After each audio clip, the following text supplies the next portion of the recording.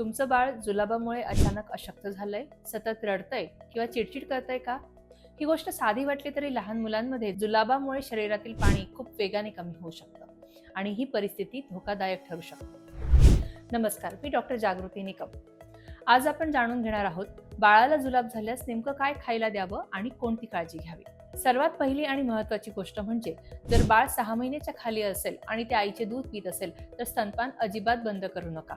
आईच्या दुधामध्ये पोषण, पाणी आणि संसर्गापासून संरक्षण देणारे घटक असतात, त्यामुळे बाळाला वारंवार दूध पाजत राहा.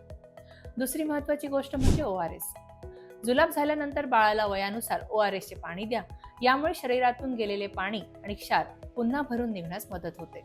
जर बाळ 6 महिन्यांपेक्षा मोठे असेल आणि वरचा आहार घेत असेल तर त्याला हलके आणि पचायला सोपे असे पदार्थ द्या, जसे की दही भात.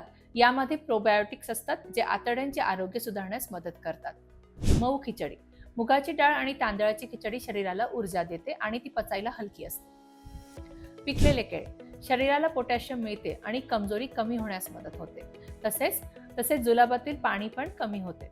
उकडलेले सफरचंद किंवा बटाटा हे देखील पचायला हलके असतात. आता काय देऊ नये हे तितकंच महत्त्वाचं आहे. पॅकेटबंद फळांचे रस, कोल्ड ड्रिंक्स, खूप गोड पदार्थ किंवा जंक फूड अजिबात देऊ नका.